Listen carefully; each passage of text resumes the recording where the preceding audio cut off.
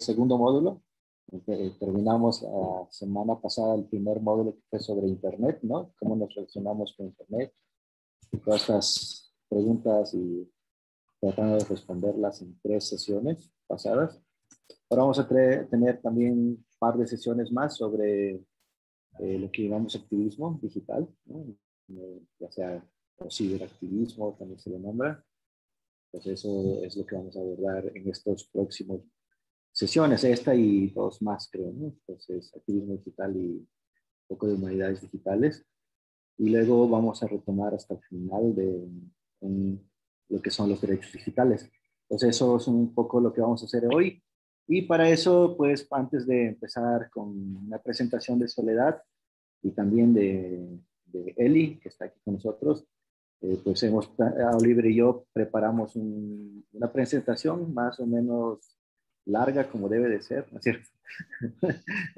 De 2 horas. De 2 horas, de 5 a 7 más o menos, vamos a ocupar su tiempo, para que pues, platiquemos un poco, ¿no? Un poco enmarcar lo que viene siendo el trabajo de activismo digital desde Surco y por qué nosotros en la insistencia de hablar del activismo digital, ¿no? No sé si Oliver quieres retomar o lanzar la presentación. En esta presentación no la vamos a compartir todo porque es muy larga, en el sentido de que hacemos un recuento de todo lo que son las formas de activismo, ¿no? Y de dónde viene este proceso, qué se le ha llamado activismo, sino más bien vamos a enfocar en nuestra experiencia personal como Oliver y Thiago, y luego vamos a abordar dos formas, ¿no? Que es el ciberactivismo y el activismo digital, que es lo mismo, pero que a alguna gente le gusta confundirse la vida, entonces lo define. Entonces ahí vamos a estar tratando de confundirnos un poquito de eso, ¿no? Bueno, pues Oliver, empezamos. Empecemos.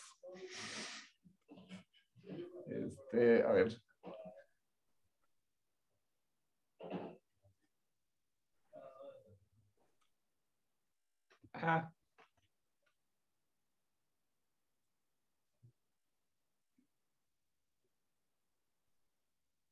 Mientras Oliver está en allá. ¿Quieres darle la presentación?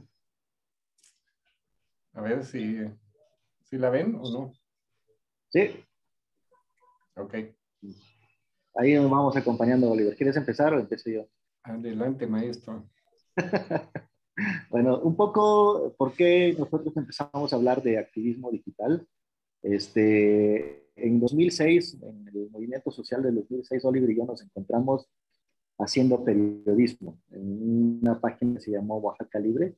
Y pues en este momento pues no sabíamos muy bien cómo definir nuestro trabajo, ¿no? Y empezamos a hacer periodismo digital en ese tiempo que era muy nuevo, era muy básico también lo que estábamos haciendo, ¿no? Era muy nuevo también el Twitter y el Facebook, ¿no? Todas estas herramientas que ahora conocemos en 2006, ¿no? Entonces, nuestra práctica periodística nos llevó al activismo digital.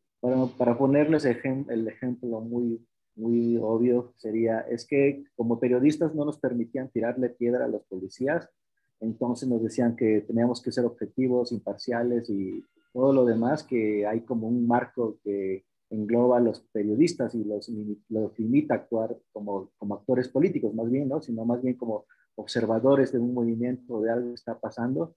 Y eso nos llevó a nosotros a definirnos como activistas digitales. Y cuando nos definimos como periodistas activistas en ese contexto del 2006, ¿no? Entonces sí, teníamos la cámara en una mano y en la otra mano una piedra, decíamos, Oliver, siempre se acuerda de esa parte, ¿no? Con los reporteros ahí en las calles, ¿no? Entonces, para lograr la información y también para poder comunicar un poco lo que estaba pasando. Así es como el contexto donde surge para nosotros el tema de activismo digital, ¿no? ¿Quieres avanzar, Oliver? Y pues, como ustedes saben, pues era muy nuevo en 2000, ¿no? Que empezó a hablar del metactivismo o de los movimientos sociales, y como sabemos todos, ¿no? Oliver es muy experto en este tema, que estudió todo el tema zapatista con su movimiento en el ciberespacio, todo ese tiempo, ¿no? Entonces, en 2006 también nos encontramos que cada vez la gente tenía más computadoras, ¿no? Y había una relación con los movimientos sociales, con lo que se llamó en ese tiempo el net activismo, ¿no? El net activismo es como activistas ocupando la red, ¿no? Entonces, ya eran defensores de derechos humanos, periodistas, cualquier otra persona ya podía ocupar la Internet teniendo un dominio, un espacio, podíamos ocupar eso. Y también usando los TICs como para crear subjetividades, ¿no? Más allá. Recuerdo mucho en ese tiempo que en Oaxaca Libre, que pues lo que hacíamos principalmente era comunicar lo que estaba pasando, pues también había una retroalimentación que se perdió actualmente con las redes sociales, ¿no? O sea, había un intercambio con correos electrónicos, con medios radiofónicos, con mensajes de texto que ahora ya no se usan mucho, pero con la propagación del Internet, del Facebook y el Twitter, pues se volvió comentarios, ¿no? Como decía hace unos días a unos amigos, creo que porque dejamos de ser críticos, de tener una postura crítica frente a lo que estamos haciendo, sino opinar sobre lo que estamos haciendo, ¿no? Creo que eso es una de las cosas que pasó del negativismo, ¿no? Del activismo. Oliver. No, pues sí, nada más para recordar a todas que obviamente en el 2006 no existía ni Twitter ni Facebook, apenas empezó YouTube, ¿no? Y no había celulares con datos, ¿no? O sea, era un mundo muy diferente, ¿no? Y también el activismo, por eso pues andamos ahí en la foto con, bueno, no es una foto, ¿no? En esta imagen con laptops, ¿no? Como buscando señal en algún lugar para que... Entonces había todo este tema de apropiación de las TICs, ¿no? No vamos a abundar mucho en esta, pero de ahí surge todo este tema en Oaxaca principalmente, donde muchos se involucran con el software libre, con todo lo que llaman ahora seguridad digital, ¿no? O ciberseguridad, y también apoyando movimientos sociales y todo eso. O sea, hay como una apropiación de las TICs en ese tiempo, ¿no? Entre 2006 y 2010, y ahí también hay como todo un trabajo que en otro momento vamos a platicar sobre todo lo que se llamó localización o protección de los medios por los pueblos indígenas o las lenguas indígenas, ¿no? ¿Avanzamos? ¿O Oliver, quieres abundar en algo? Entonces, en este proceso de todo lo que pasó, ¿no? Pasamos a tener educación digital, por ejemplo, ¿no? Todo lo que pasamos del 2006 al 2010, luego no hubo clases, o sea, sabemos esa historia, ¿no? Digamos con la pandemia y un poquito antes de la pandemia, de Surco y Seu Suiza, ya estábamos explorando la posibilidad de la educación digital, por ejemplo, ¿no? ¿Cómo nos apropiamos de las tecnologías, nos hacemos nuestras para que también podamos generar conocimientos? Un poco, la foto demostramos un poco lo que estábamos haciendo o lo que estábamos haciendo en Yaviche para este momento, ¿no? Oliver. Pues de ahí más o menos como en esto, hay todo un recorrido histórico, ¿no? El 2006, luego la educación digital, ¿no? Pero que quería un poco apuntar eso, que el ciberactivismo se llega a más o menos a hablar del 2010, 2015 más del ciberactivismo como una forma de participación política social, ¿no? Más que de una forma de activismo como que apolítico, ¿no? Creo que en eso que quisiera apuntar un poco, ¿no? Porque luego en 2020 todo se vuelve ciberactivista o todo el mundo se vuelve ciberactivista, pero que pierde el enfoque político de las cosas que tiene, ¿no? Creo que en ese tiempo hay todo, hay como un proceso de hacer que los medios digitales promuevan la participación política y social, ¿no? Y también es un poco del mundo que es un mundo nuevo que se está explorando entre 2010 y 2020, ¿no? Para que toda la información pase ahí. Muchos de los activistas políticos que estaban en las calles, que también llevan a la movilización social a las redes, ¿no? A las plataformas digitales y también hay como toda esta movilización, ¿no? De los hackers que también han apuntado un movimiento muy importante de ciberactivismo en la red. Oliver. O sea, esto estamos en esta foto más bien, es un poco como documentar, ¿no? El papel del periodista se pasó a la red, ¿no? Y la documentación se pasó a archivos, ya no como archivos en el disco duro, ¿no? Sino pasó a la nube. Entonces eso también, como dijo Oliver en YouTube, ¿no? Todo está en YouTube ahora. Ya no tenemos como posibilidad, tenemos la posibilidad de guardarlo en discos duros, pero también podemos subirlo, ¿no? Aquí En esta foto, pues hay una manifestación, ¿no? Un teléfono grabando, un reportero tomando sus fotos, ¿no? Y todo eso. Y la ventaja del ciberactivismo, queríamos apuntarlo en esta presentación, es que es muy barato, ¿no? O sea, para hacerlo, no es... Creo que es importante también señalar esto, con el periodismo anterior, analógico, con el periodismo digital en este tiempo, los costos se redujeron.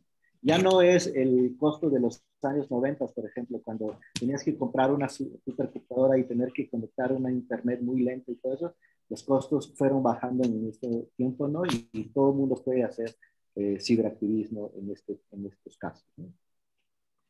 Vamos a ver. Pues sí, nada más, siguen los costos, nada más acuérdense, hace 15 años, qué se necesitaba y cuánto costó hacer un video, ¿no? Y luego difundirlo, ¿no? Y ahora la mayoría de nosotros tenemos ahí celulares que pueden hacer videos y sacarlo al aire, ¿no? Al instante, ¿no? O sea, es un cambio cualitativo, creo que muy importante. Pues eso, el ciberactivismo se cambió las técnicas, diríamos, ¿no? O sea, de la técnica de hacer movimiento social antes, ¿no? De estar en la calle y de pasarlo a los espacios digitales, ¿no? Y también es un tipo de activismo que vale la pena reconocerlo y por eso en Surco lo retomamos en 2011 como activismo digital, ¿no? Y también se trata de organizar, creo que es un punto importante para situar aquí, se puede hacer activismo en red o activismo digital, también para organizar movilizaciones, tenemos varios ejemplos en México, ¿no? Como Yo sí soy 132, que la mayoría de las cosas se articularon por vía Twitter, por vía mensajes en Facebook en ese tiempo, ¿no? Y también por los comunicados. También se habla mucho de todo lo que fue el Occupy Wall Street, ¿no? En Estados Unidos, ¿no? También el uso de los medios digitales. También se habla un poquito antes de democracia ya, ¿no? En España, ¿no? En 2010, más o menos. Hay muchos ejemplos que podemos recorrer, pero creo que un punto importante es que permite organizarnos, ¿no? Y que una de las cosas que también me parece importante aquí es que se puede mantener las dos prácticas activistas, ¿no? El activismo en la calle, el estar ocupando el espacio público, y el otro activismo que es el espacio digital. Creo que eso es muy importante señalar.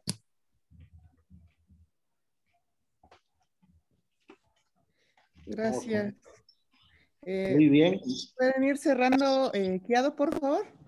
Sí, estamos cerrando con esta cosa de activismo digital, ¿no? Porque es importante para nosotros. Es principalmente para informar, ¿no? Para concientizar, denunciar y movilizar. Por eso creemos que hacemos todo activismo digital. Es una forma sofisticada de movilización, ¿no? Y también para incidir en políticas públicas. Creo que es un poquito lo que nos van a compartir las próximas semanas. Se puede también hacer incidencia en política pública, ¿no? Un punto más, Oliver, si quieres, y ya vamos con... Pues si quieres, cerramos acá, ¿no? Nada más para agregar, obviamente el activismo digital no es una forma de activismo así separado de los demás, sino más bien funciona en conjunto con todo el repertorio que tenemos, ¿no? O sea, también se tiene que reflejar con efectos en otros espacios.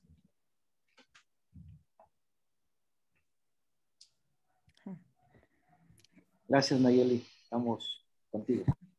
Eso, gracias, Kiado, gracias, Oli. Les vamos a pedir al resto que si tienen alguna duda o algún comentario lo apunten. Como ya decía Kiado al inicio, la idea de la participación de él junto con Oliver es ponernos un marco de qué es el activismo digital o el ciberactivismo. Y la idea de esta sesión es que vamos a hablar un poco también del ciberfeminismo. Y para eso nos acompañan, bueno, Eli, que ya ustedes la conocen, que ha estado participando como coordinadora en este laboratorio para hablarnos de todo el tema de Ley Olimpia. Y también nos acompaña nuestra querida Soledad Venegas Nava, que es con quien vamos a iniciar también, o vamos a continuar esta conversa que ya iniciaron Oli y Kiado. Y le pedimos a Sole que nos pudiera compartir un poco respecto a qué es el ciberfeminismo, si ha traído algunos beneficios o no para las mujeres, qué acciones concretas un poco lo definirían. Pero les contamos que, bueno, Soledad Venegas Nava, pues tiene ya, es acá de Oaxaca, ella trabaja temas de tecnología, empoderamiento y liderazgo de las mujeres con perspectiva de género y no violencia, y su principal espacio de trabajo es Estudio Mantis, desde el cual da apoyo, asesoría, talleres, cursos y soluciones basadas en las tecnologías de la información y las comunicaciones a diferentes sectores de la sociedad, al lado de su equipo de trabajo de profesionales y mujeres programadoras. Entonces, pues sabemos de toda la experiencia que tiene Soledad en este tema y por eso quisimos invitarla a esta sesión y te agradecemos mucho, Sole, que hayas aceptado la invitación a compartir con nosotras al respecto. Recordar solo que pensamos en un tiempo de 15, 20 minutos máximo, entonces para que lo puedas considerar también en tu presentación. No sé si ahora están viendo, ¿verdad? Mi pantalla, no, acá. Entonces, pues adelante, Sole. Muchas gracias y bueno, pues vamos a iniciar con este momento de compartirnos y de reflexionarnos a partir de estos conceptos que efectivamente nos dicen cosas distintas, aunque la práctica son muy, muy similares, como bien dijeron los compañeros. Y bueno, yo quiero partir a desmenuzar un poco el término de ciberfeminismo. Y si me lo permites, Naye, pasamos a la siguiente diapositiva. Y para entrarle al ciberactivismo, que si bien ya lo tienen desmenuzado los compañeros, pues podemos ir viendo desde nuestra perspectiva como mujeres. Y bueno, yo quiero iniciar con esta cuestión del ciberfeminismo, que parte de la idea originaria de Dana Haraway en 1984, con su manifiesto Cyborg, y plantea, ¿no?, como un análisis reflexivo desde la lógica de sus estudios, esta mirada de vernos como realmente, así como lo dice en esta frase, ¿no? El cyborg es una especie de yo personal, postmoderno y colectivo, desmontado y vuelto a montar. Es el yo que las feministas deben decodificar. Y planteando en eso es que cómo hemos ido a partir de estas revoluciones tecnológicas incursionando cada vez más en los entornos digitales. Y para ello cabe destacar, si pasamos a la siguiente, que todos estos movimientos de mujeres a través de la historia podemos llegarnos y situarnos en una nueva ola, que si bien fueron estos movimientos después categorizados como las del ciberfeminismo, es en esta tercera ola donde planteamos y se recupera este término como ciberfeminismo y coloca diferentes formas de revestir el término para poder darle una profundidad en el tema del análisis. Y que es, pues básicamente nos va a mostrar un análisis reflexivo de la subjetividad del individuo, de la individua y la agencia precisamente de las mujeres. Y es que si podemos ver en esta combinación de términos como ciber y feminismo, vamos a ver cómo mujeres en ese momento de la historia empiezan a crear un análisis crítico de lo que se está viviendo en los entornos digitales, en los entornos tecnológicos, y va a ser precisamente Dana Haraway quien va a poner el dedo en el renglón y decir, como sujetas, vamos a ver cómo estamos en estos entornos. Y esa mirada que hace mirar, que hace ver o que hace convertir al individuo como un sujeto antropocéntrico y que nos va a dar una visión de lo que es ser mujer en este entorno, nos va entonces a empezar a direccionar y decir cuál es nuestra participación y cómo nos estamos convirtiendo y vistiendo en estos espacios, y además cómo nos vamos a construir también en estas aldeas digitales, en estos entornos, donde ahora que lo vemos más claro, porque en otro momento quedaba como al margen, porque seguramente usábamos las tecnologías para propósitos más básicos. Y hoy que la estamos viendo como precisamente para esto, para comunicar, para analizar, para categorizar, para poder hacer una inmersión más profunda sobre lo que se está generando, no teníamos claro ni en cuenta de lo que era la tecnología, cómo estaba construida y además cómo estaba siendo gobernada. ¿Cuál era este término de las políticas, de la gobernanza, de las identidades, de las diferentes personas que atraviesan el ciberespacio y que lo habitan, ¿no? Y que lo cohabitamos? Y es ahí entonces donde empieza a haber toda esta dinámica de empezar a repensarnos y vernos que el ciberfeminismo va a ser un movimiento dentro de este mismo ecosistema para hacer visible los entornos asimétricos donde las mujeres vamos a colaborar o a participar o a apropiarnos. Y es un término interesante que lo va a relacionar y lo va a llevar a un nivel más alto, que es el trabajo en red. Este término de globalización, de red de mujeres con otras mujeres a nivel global, le va a dar un impacto más profundo porque partimos empezamos a tejernos, dijera otra de las mujeres también que plantea este concepto, que es Judy Wachkan. Ella dice, somos como un tejido, ¿no? Y que entre todas nos vamos tejiendo y nos vamos retejiendo además, porque hay todo un trabajo de conceptualizar y de reconstruir y de construir estos entornos. Y es ahí donde empieza esta diferencia un tanto, porque vamos a hacer un análisis desde los fierros, que básicamente es como la tecnología.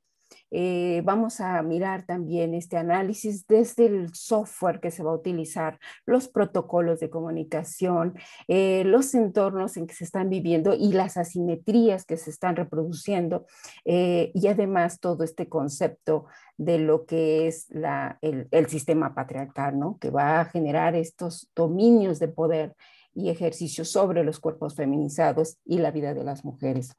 Es ahí como empezamos a mirar esta forma de ver el mundo del ciberfeminismo, o sea, mujeres haciendo un análisis de diferentes líneas o ejes que en un ciberactivismo no se podría ver como tal, ¿no?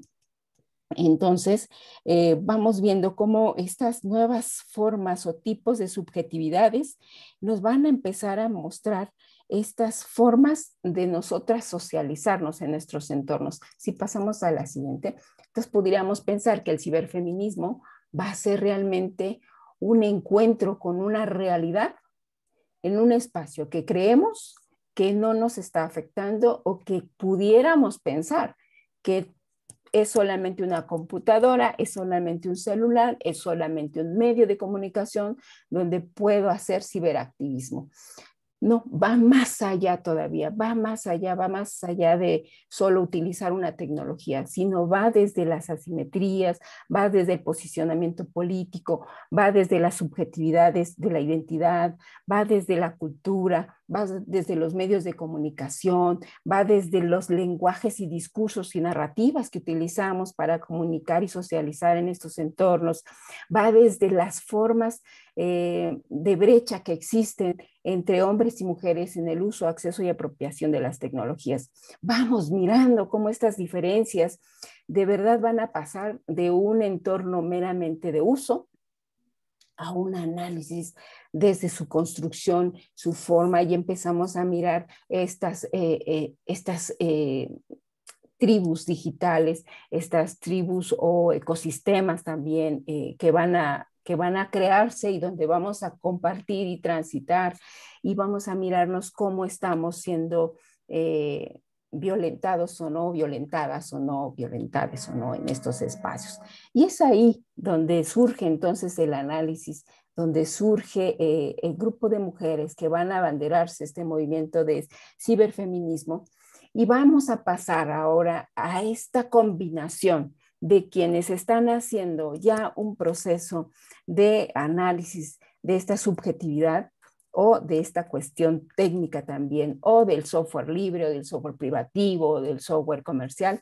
¿Cómo vamos a empezar a mirar estas pues diferenciaciones de uso y de acceso incluso para las mujeres, a sumarse con mujeres que están llevando a cabo diferentes actividades en la vida común, en la calle, ¿no? en la sociedad, y lo mencionaban los compañeros, como en toda esta dinámica del 2006 que vivimos y que surge también de toda esta ideología de la primavera árabe en Egipto, ¿no? Con la, pues básicamente con la caída de estos gobiernos opresores, y que va a ser también una, pues básicamente una reproducción de ejemplo en todo el nivel internet, y va a haber muchísimo que no se va a estar mostrando a través de estos medios cooptados, controlados por parte de los gobiernos para las masas, ¿no? Para la población o para la sociedad, y por lo tanto van a ser los medios electrónicos que de alguna forma van a ser neutrales, porque van a permitir difundir diferente información, diferentes causas que vamos a estar viendo y viralizando a partir de estos entornos digitales como redes sociales, que van a convertirse en ciberactivismo. Todos estos movimientos de mujeres que ya están en las calles y que mujeres que están en el análisis pues básicamente del ciberfeminismo, se van a sumar con estas ideologías de las mujeres que están haciendo demanda y denuncia o que están exigiendo derechos para volverlas en un momento del ciberactivismo. Es este momento del ciberactivismo que va a recuperar importancia a través del Ni Una Más, la Marea Verde, la Ley Olimpia, ¿no? La Ley Ingrid. Cada una de estas discusiones que se viven en el espacio físico, como pues va alto al feminicidio, por ejemplo, ¿no? Que son esta serie de actividades en denuncia y en exigencia a los derechos de las mujeres y el reconocimiento, que van a pasar a utilizar los entornos digitales, los medios de difusión masiva como el Internet, para empezar a hacer activismo, y que van a utilizar además no solamente la acción como tal, ¿no? O la tecnología per se, sino realmente van a utilizar los canales para hacer llegar esta información a todo este ecosistema, y van a tener todavía una incidencia en estadística, en el Big Data. Y es ahí donde empiezan los hashtags para poder posicionarse en los rankings de cada una de las plataformas digitales y poder tener incidencia y poder tomar estos parámetros medibles, ¿no? Donde pudiéramos ver este impacto que estamos teniendo en cada una de nuestras actividades, y empezar a sumar, ¿no? Empezar a sumar estas campañas masivas de comunicación para hacer llegar nuestro mensaje, para hacer llegar nuestra denuncia, nuestra demanda. Y vamos a empezar a mirar cómo con toda esta llegada de los nuevos gobiernos que empiezan a hacer uso de las tecnologías, como lo hace Obama, y que pone un ejemplo para todos los países latinoamericanos del uso de estas herramientas también, en poder ver que la denuncia hoy y el comunicado oficial se está utilizando el Twitter, ¿no? O se están utilizando las redes sociales, y podemos ver hoy cómo estamos utilizando toda esta gama de herramientas, de estas técnicas y estas estrategias ahora que ya se están usando para precisamente este ciberactivismo poder tener una visión a nivel global y no de quedarse como solo en el medio local, o incluso anularse la información como en otros tiempos antes de la tecnología. Y podemos pasar a la siguiente, por favor.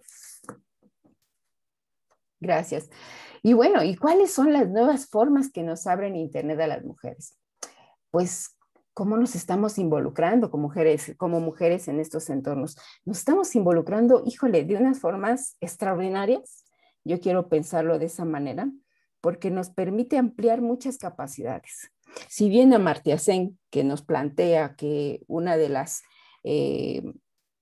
formas de hacer que las mujeres cobren autonomía, se empoderen en estos términos, es realmente un ejercicio de ampliar esas capacidades como una flor del desarrollo personal en el ejercicio de ir ampliando cada una de estas actividades. Y básicamente el ciberfeminismo hace uno de estos ejercicios que es esta subjetividad y la agencia de las mujeres.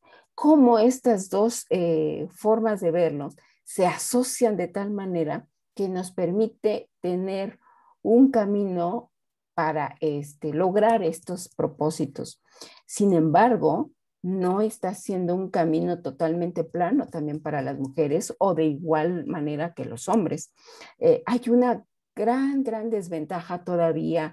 La brecha de género en los entornos digitales es todavía un tema grave, porque estamos viendo que del 80% de hombres están en los entornos de ciencia, tecnología y áreas STEM, por ejemplo, a diferencia de las mujeres con ese 20%. Y las mujeres que participan en los entornos de toma de decisiones en el sector tecnológico es apenas el 3%. Ese 3%, el impacto que tiene a nivel global es muy reducido. Y es eso todavía lo que nos detiene en todos estos procesos, puesto que el uso que estamos haciendo las mujeres es meramente un uso de consumidoras, de tecnologías, un uso de consumidoras de lo que otras personas están generando. Poco ha sido el ser prosumidoras en esta dinámica. ¿Y cómo nos estamos involucrando? Pues nos estamos involucrando mucho en las redes sociales como tal, pero pues otra vez más, ¿no? O sea, recalcar que este ejercicio de solo mirar y ver y me gusta y compartir se vuelve un ejercicio. Aunque ahora con toda esta pandemia que ha llegado y vamos viendo cómo la dinámica de socializarse en estos entornos, fueron las mujeres quienes tomaron las tecnologías para otros propósitos, ¿no? Y aquí reconozcamos una de las categorías que se utilizaron recientemente como las nenis para poder acercar esta herramienta y utilizarlas para su beneficio económico y poder así hacer la venta de bazares, venta de catálogos, venta de productos, venta de servicios de cualquier forma para hacerse llegar de dinero, ¿no? O de esta economía circular que puede también hacer todo este proceso dentro de estos entornos y que si bien fue originalmente una categoría pues de alguna forma peyorativa, ¿no? Crítica, incluso despectiva, ¿no? Con esta mirada de exclusión, pues fue retomándose esta categoría, apropiándose como tal y resignificando esta categoría de su pensamiento original para convertirla. Así somos las nenis y estamos pasando de un término de mujer luchona a un concepto donde pueda empoderarse económicamente a partir de estos entornos. Son estas dinámicas las que se están viviendo, pero no son las únicas. Hoy estamos viendo que hay más convocatorias para que mujeres accedan a diferentes cursos, talleres, diplomados, narrativas como estas, en estos labs, por ejemplo, que se hacen. Y vamos a empezar a ver que la diversidad, como somos de mujeres, vamos a empezar a tener gustos y preferencias por diferentes líneas.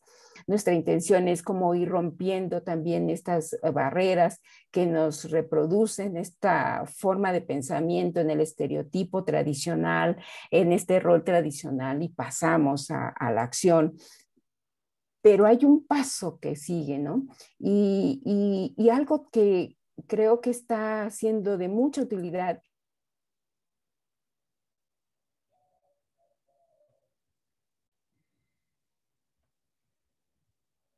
es que esto sobre cómo nos estamos mirando y transitando en estos espacios. Y eso me lleva a pensar también en las aplicaciones y creo que me voy quedando congelada, ustedes me dicen. Sí, Hola, un hola. poquito te quedaste, Sole. Perdónenme. A ver, me dicen si ya estoy. Ya, manita. Sí, ya estás. Si puedes ir cerrando, Sole, por favor. Voy yo.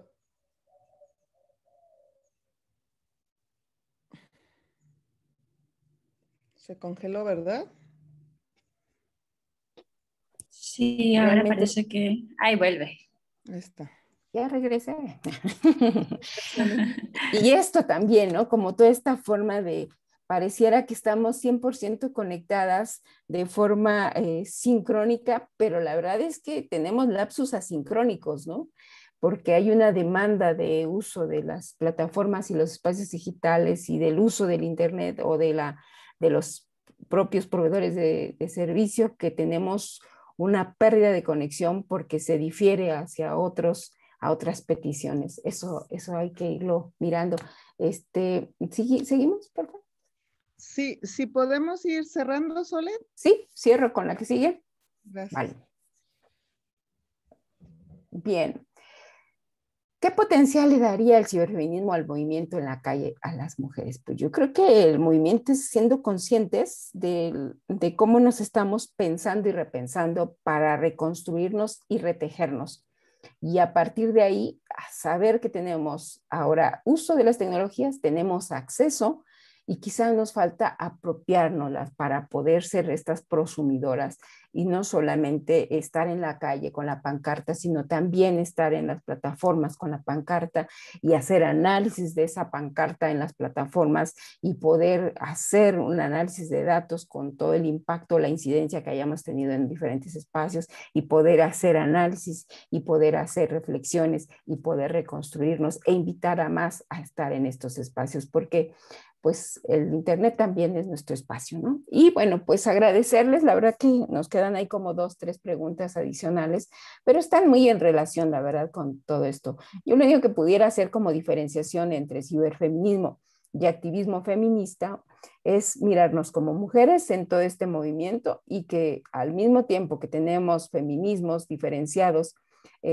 tanto comunitarios, indígenas, en cada una de las olas y en cada uno de los movimientos feministas como el académico, por ejemplo, pensar que también este movimiento de activismo va a ser parte de esta lógica y cómo vamos a fusionar ambos para lograr un mismo objetivo, que es transformar esta sociedad patriarcal que ha generado un ejercicio de poder y dominación en estas formas o en estos campos, como lo dice Bourdieu. Y bueno, con esto cierro mi boca, mi participación y seguimos discutiendo el tema. Gracias. Gracias, Sole, y perdón por ir acotando, pero, ay, a ver cómo me salgo de acá. Pero seguramente tendremos chance de seguir conversando con Sole. Recuerden que si tienen preguntas, pues las escriban para que después hagamos una ronda con Oli, con Kiado, con Sol y por supuesto con Elizabeth Mosqueda, que es una de las coordinadoras de este laboratorio. Eli estudió comunicación social en la Universidad Autónoma de Yucatán, en la UADY, hace parte del equipo de comunicación de Consorcio Oaxaca y es la coordinadora del programa de jóvenes de esta organización. Y Eli nos va a hablar un poquito intentando aterrizar, digamos, esto de lo que nos ha compartido Sole, ¿no? Del ciberfeminismo, pues también una lucha que ha derivado en una legislación que se llama la Ley Olimpia y que tiene que ver también con los impactos de la violencia y cómo enfrentarlos que vivimos las mujeres en las redes. Entonces, Eli, adelante por favor y también entre 15 y 20 minutos. Sí, muchas gracias, Naye. Bueno, pues la idea de esta parte de la sesión de hoy es poder compartir con ustedes una breve recopilación de lo que ha sido el proceso de lo que se conoce como Ley Olimpia, que no estaría segura si todas y todos ya han escuchado de esta ley, Particularmente en este año, pues ha habido como una cobertura amplia en medios, porque finalmente este año se derivó en su aprobación a nivel nacional, y preparé como una pequeña presentación un poco para decir cómo surgió este proceso de organización entre mujeres, buscando conjuntamente pues un resultado más puntual en cómo vamos garantizando que el espacio digital también sea un espacio seguro para nosotras, reconociendo que en este espacio pues se viven violencias muy particulares hacia nosotras, o que, como veíamos en las sesiones pasadas, hay traslados de violencias que existen, por ejemplo, pues a partir de la estructura patriarcal que nosotras como feministas reconocemos, tenemos en el mundo de hoy, y que se ven también reflejados en las interacciones y las comunicaciones de cómo convivimos y pasamos un montón de nuestras interrelaciones en el espacio digital. Entonces, les voy a compartir mi pantalla. Espero que sí se puede. No esperen porque...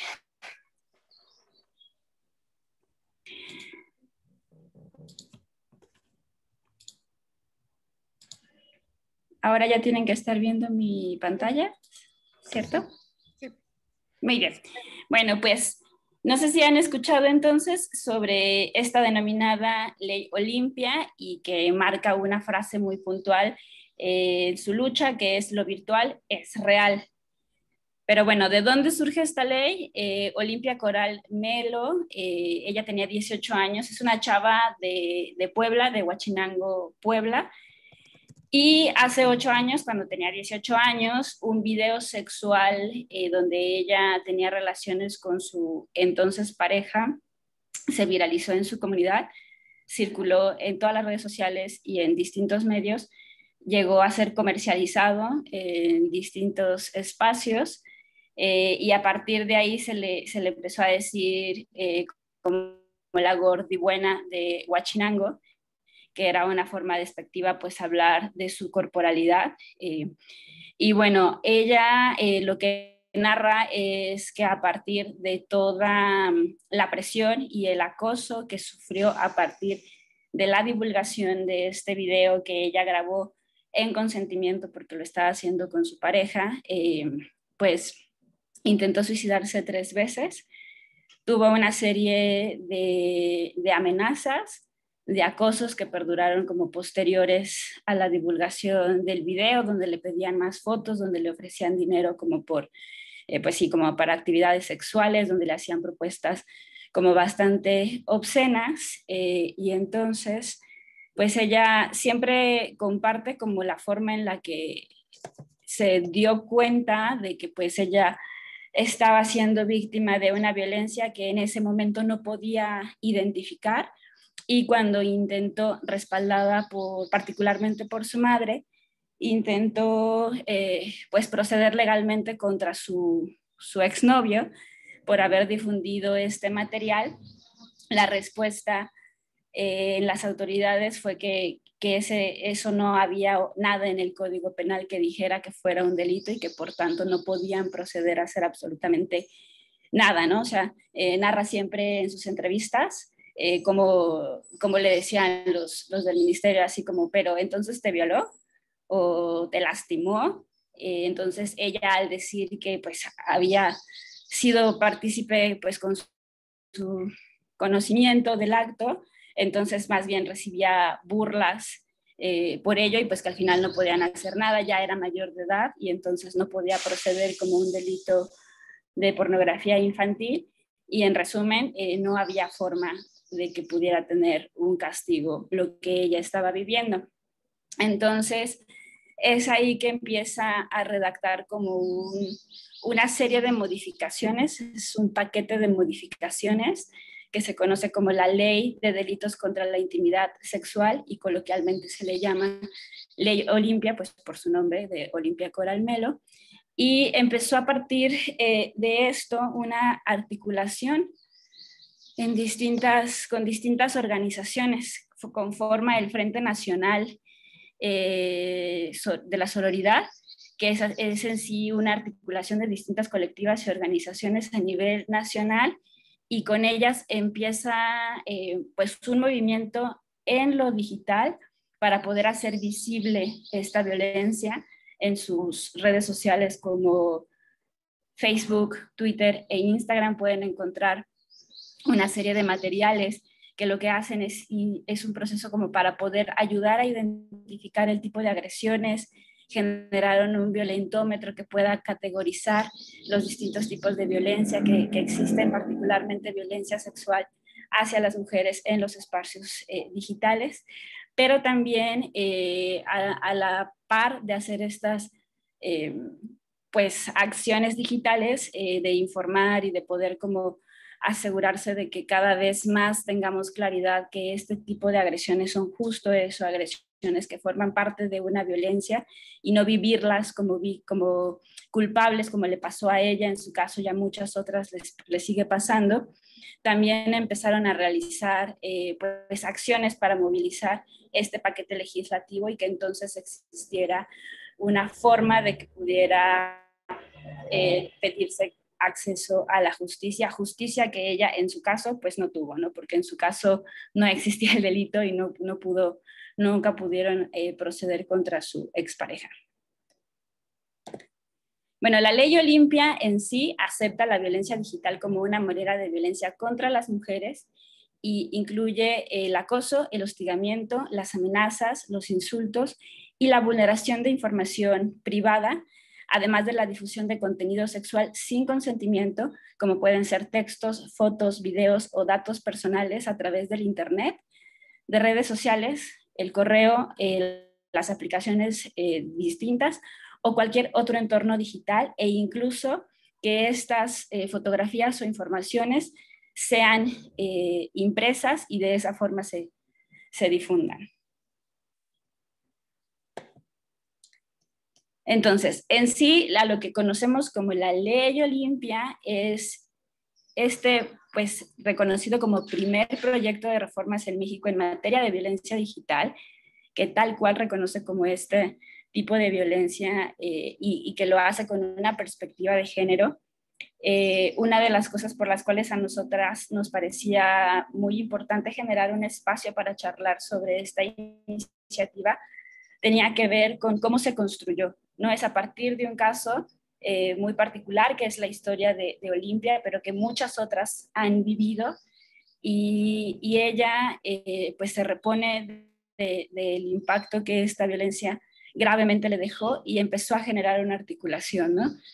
El acercamiento con el feminismo, con los movimientos feminismos y desde estas colectivas han sido quienes han movido como la posibilidad de que esta violencia sea reconocida, y les digo, después de 8 años, hace un mes, bueno, un poquito más de un mes, el 2 de junio se reconoció ya, o sea, entró a vigor ya a nivel nacional esta ley como modificaciones en paquete, ¿no? En distintos códigos. Y bueno, eso es muy importante porque de entrada eso, que sirve para reconocer la violencia sexual y el ciberacoso relacionado a las tecnologías que particularmente se vive hacia las mujeres.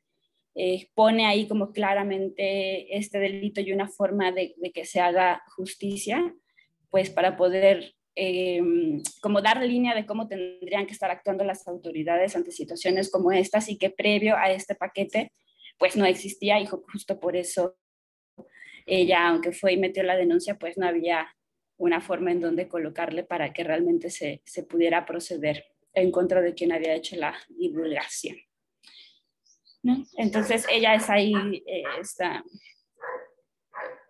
Olimpia Coral Melo, como una parte que a mí me gusta un montón del proceso es eso, cómo se ha ido movilizando a través de las distintas, de la articulación con distintas colectivas y organizaciones en los diferentes estados a los cuales llegan, y se va haciendo la promoción de la presentación del paquete como una iniciativa para reformar los códigos, y así empezaron, ¿no? Hasta hace un año, los estados llevaban como 19 estados aprobados, mentira, 21 estados aprobados, y así poco a poco se fueron agregando hasta que este año, les decía, 2 de junio, finalmente entró en vigor a nivel nacional. Ella misma señala como las distintas pues retos que todavía están quedando como parte del movimiento y de lo que tendrían que estar trabajando, porque justo el paquete que entró, pues es una iniciativa que ella hizo, ¿no? Como acompañada con otras colectivas y que siempre puede ser mejorable. Ahora están también mirando cómo poder incorporar, por ejemplo, a partir del caso de Ingrid Escamilla, también delitos que sean sobre la exhibición de los cuerpos o este tipo de acciones que son violencias que se practican post-mortem, ¿no? Que no únicamente tengan que ver con lo que ya está incluido en la iniciativa hasta ahora. Y bueno, como para reforzar ahí un poco a qué se refiere, es justo grabar, fotografiar, exponer, distribuir, difundir, exhibir, reproducir o transmitir, ofertar, o sea, como ofertar estos contenidos, intercambiarlos o incluso comercializarlos, como le pasó en su video, con contenido sexual íntimo de una persona sin su consentimiento, ya sea en medios digitales o la impresión de esas fotografías o capturas de los mensajes o de los videos, ¿no?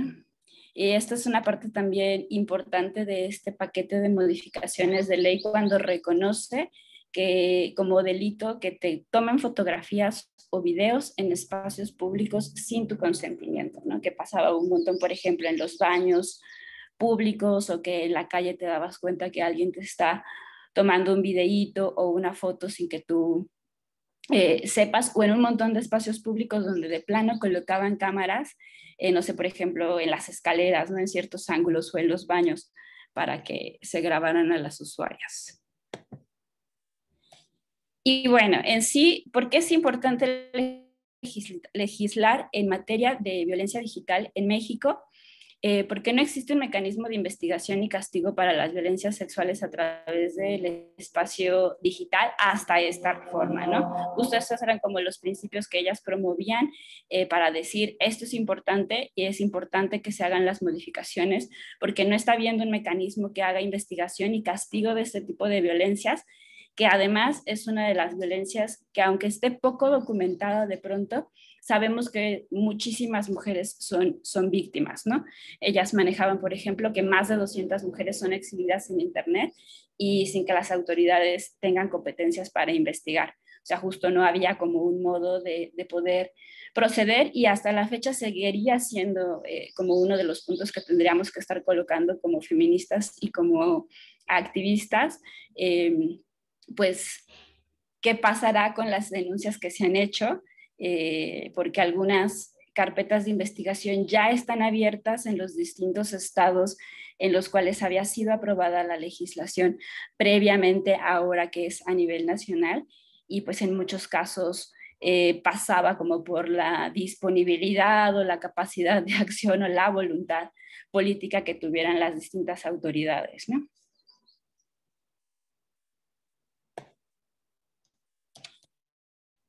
En Oaxaca, cuando se aprobó, que fue el 10º estado en aprobarla a nivel nacional, la reforma había quedado como el artículo 249 y el artículo 250 del Código Penal vigente para el estado de Oaxaca, y la tipificación tal cual, que se conoce como ley Olimpia, pero es delitos contra la intimidad sexual. La sanción va de 4 a 8 años de prisión, y la multa puede ser de 1,000 a 2,000 veces el valor diario de la unidad de medida, o pues dependiendo de cómo esté el ingreso, ¿no? Esto se agrava si la persona que agrede tiene o tuvo una relación con la víctima, es su familiar o ha tenido una relación laboral o estudiantil. También se agrava si quien agrede es funcionario o funcionaria pública. De acuerdo con estas reformas, que es lo que se modificó en el artículo 249, la definición del delito de violación a la intimidad sexual queda como es aquella quien por cualquier medio divulga, comparta, distribuya, publique o solicite imágenes. Esto es importante porque incluso las amenazas que puedan surgir de que te digan que van a publicar tu contenido también entran como parte de este tipo de delitos, ¿no? Audios o videos de una persona con contenido íntimo, erótico o sexual, ya sea impreso, grabado o en digital, sin el consentimiento de la víctima, ¿no? Eso también me parece como importante recalcarlo porque pues en efecto habla como si imprimen una fotografía tuya y así la divulgan, pues también entra como parte de lo que se estaría considerando como estos delitos contra la intimidad sexual.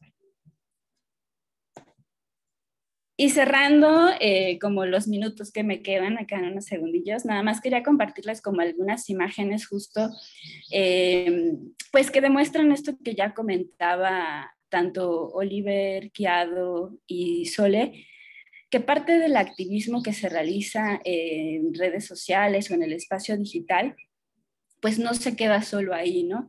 También se traslada a las calles, se traslada la articulación con otros colectivos y colectivas, con las organizaciones y la labor que ya se viene haciendo desde hace muchos años y cómo es el ejemplo de esta movilización que ha generado la Ley Olimpia, además de velar justo por la búsqueda de un espacio digital seguro para las mujeres, ha tenido como ese proceso tan diverso que ha llevado a generación de información que se pueda difundir en espacios virtuales para que tengamos como más elementos para poder reconocer estas agresiones, que van desde infografías que te dicen cómo identificar los distintos tipos de agresiones, el acompañamiento que se hacen desde las colectivas para las que son víctimas, esa lucha de estar ahí buscando también la articulación, el diálogo y la exigencia con las autoridades, haciendo uso de estrategias desde el arte, que también se liga mucho con el activismo,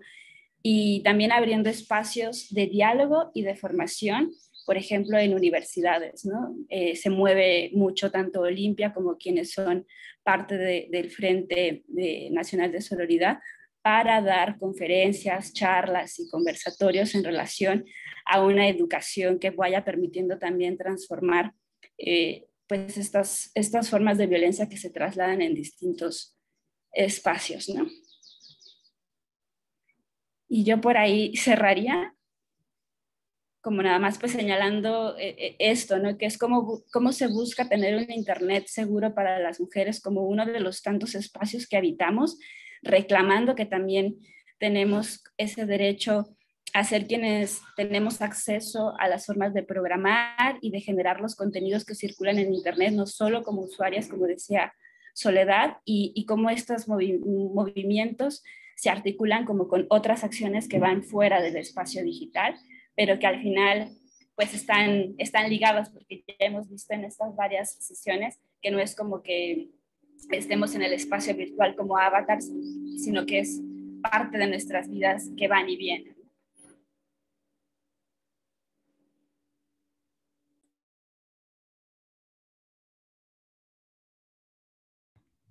Pues muchas gracias, Eli, por compartirnos todo el tema de la Ley Olimpia.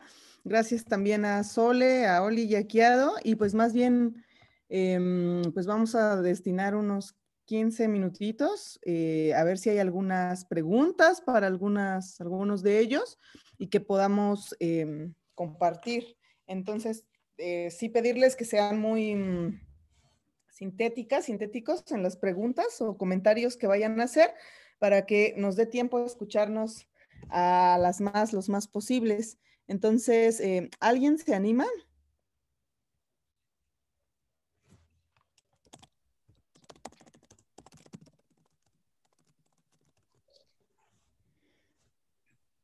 Bueno, por ahí hay una pregunta para mí. A ver, en el chat. Y la ruleta dice, ¿cuál es la diferencia entre el concepto que mencionó Sol sobre prosumidoras y consumidoras? Bueno, pues mira, Penélope y a todos quienes estamos en este grupo.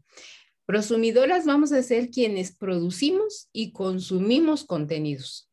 ¿Eso qué quiere decir? Que, por ejemplo, tú sacas tu celular y entonces grabas lo que quieras, no sé, un mensaje, una narrativa, un cuento, una invención, una receta, una forma de hacer una manualidad, no sé, como realmente la transmisión de tu conocimiento puesto al servicio de una sociedad cibernauta, por ejemplo. Entonces, cuando tú creas este contenido y lo publicas, pasas de ser consumidora a ser prosumidora. Y si tu contenido tiene una orientación, yo pongo mi ejemplo, por ejemplo, cuando inicié en esta etapa de las tecnologías, yo decía, ¿qué voy a colocar ahí? ¿No? Como que, ¿cómo puedo participar? Y una de mis aficiones es el tejido, ¿no? Y de lo cual me ha gustado mucho por mucho tiempo. Entonces creé un primer blog que se llamaba Solteje. Y en ese Solteje te daba yo tips de tejido, de estambres, de tipos y técnicas de cómo tejer, bla, bla, bla. Y entonces empecé a crear también mis propios contenidos, haciendo puntadas, haciendo patrones, compartiendo el cómo hacer determinada actividad, con el menor cuidado posible de la imagen, de la luz, del fondo, ¿no? Todo esto que vamos con el camino aprendiendo y adquiriendo. Y entonces, así me convertí de solo mirar revistas que venían además en ruso, en inglés, ¿no? Y empezamos a crear un contenido para mujeres de habla hispana, ¿no? Latinoamericanas, y de repente nos sumamos varias mujeres a nivel región y empezamos a compartirnos entre nuestros blogs los links a los blogs de las otras compañeras. Y de repente quien no compartía una puntada, compartía una receta, compartía una técnica, compartía X. Y de repente eso se convirtió en toda una dinámica bien interesante para hacer redes de amistad y luego de intercambio de tejidos físicos, ¿no? Y eso fue un quehacer bien bonito. Entonces pasé de solo consumir contenidos que me daba la internet a también producir contenidos para la internet. Y ahí entonces nos convertimos en prosumidoras y no solamente en consumidoras. Espero haya quedado claro el concepto. Muchas gracias, Sole. Sí. Penélope, ¿querías agregar algo más? No, nada más comentar. Sí, quedó claro, gracias. Ok. Gracias. ¿Alguien más que tenga alguna duda, alguna pregunta? Hemos visto como varias cosas, ¿no? De entrada el concepto de ciberactivismo, que fue lo que Oli y Kiado nos compartieron. Si a alguien no le ha quedado tan claro, pues lo puede externar. Recuerden que este es un espacio para que pues preguntemos lo más que podamos. También vimos el concepto de ciberfeminismo, vimos que aporta estas movilizaciones en redes, ¿no? Y cómo contribuye a los movimientos que están en la calle o cómo podrían contribuir. Y también vimos todo el tema de Ley Olimpia, cómo se gestó el proceso y qué contiene la ley. Entonces, no sé si todo esto está más o menos claro para todas, para todos, o hay alguien que quiera decir algo. Leti, veo tu cuadrito en verde. Y Sole. Bueno, vale. No la había puesto, iba a poner apenas la mano. Más bien a mí bueno, muchas gracias a todos por lo que nos comparten y particularmente a él y a Sole me gustaría saber como su punto de vista, cuál podría ser y si es o no la participación de los hombres dentro de todas estas problemáticas que se han generado, si desde su punto de vista hay algo que ellos puedan contribuir, de qué forma, pues eso. Y gracias por lo que compartieron. Pues Eli, ¿gustas responder y a cuerpo? Vaya pregunta, ¿no? Pues, o sea, en mi opinión muy personal, creo que es importante el cuestionamiento, ¿no? al menos como mucho de lo que yo miro en mis círculos de personas que forman parte de mis redes sociales, ahora es muy fácil como asumir estos discursos de somos aliades y apoyamos el movimiento de las mujeres, pero no hay una apertura como tal para poder generar procesos de autocuestionamiento que nos hagan mirar las prácticas que cada quien tenemos que abonan a que estas violencias ocurran, se perpetúen y que no se erradiquen, ¿no? Yo creo que eso es particularmente lo que las mujeres estamos haciendo desde distintas articulaciones. Buscamos estos espacios reconociendo pues que somos víctimas de una violencia y muchas veces también nos descubrimos como agentes ejecutores de esa violencia, ¿no? Pero creo que la diferencia entre los procesos organizativos con mujeres y de los movimientos feministas es que nos abrimos estos espacios pues para poder cuestionarnos y entonces abrir caminos para acompañarnos en esa deconstrucción a partir de reconocer también lo que venimos haciendo no tan chido, ¿no? Y para mí creo que es vital que ahora los hombres se den esos espacios para poder cuestionarse e identificar cuáles son las prácticas que están siendo parte de estos grandes círculos de violencia y entonces pues dejar de hacerlas, ¿no?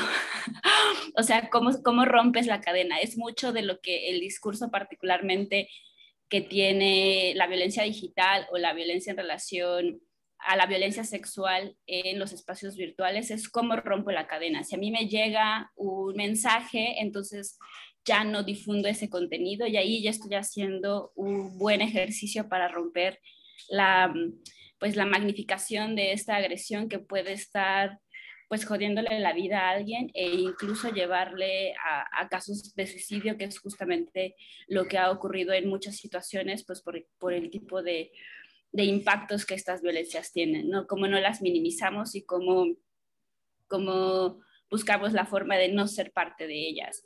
Y yo eso es lo que menciono ahora con ustedes sin tener como la respuesta como tal, porque al final ahí está el gran reto. Si tuviéramos la respuesta ya sería muchísimo más fácil entonces continuar como con esa receta o búsqueda de cosas que, miren compañeros, hagan esto, ¿no?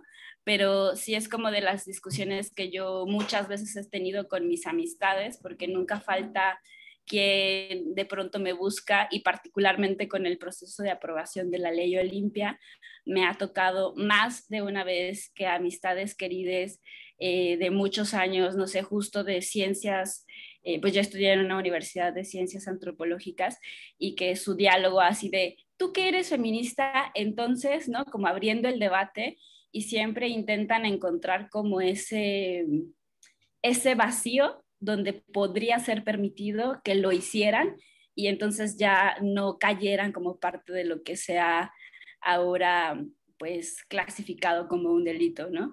Entonces, pues al final esa es mi respuesta ahora porque ha sido como parte de los debates y discusiones que he tenido con muchos compañeros y grandes amigos, pero que pues al final no nos cuestionamos como lo que estamos compartiendo, que muchas veces se minimiza, ¿no? O sea, incluso a mí me pasa que a veces me comparten cosas un poco como para ver cuál es el límite de lo que yo y mi mirada feminista tolera como un chiste a través de memes o de contenidos en lo digital, ¿no? Gracias, Eli. Sole.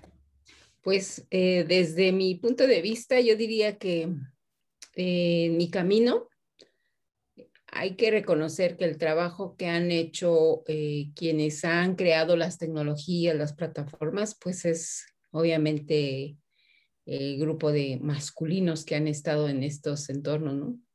Y que en mi camino ha sido como el aprender a manejar auto, por ejemplo.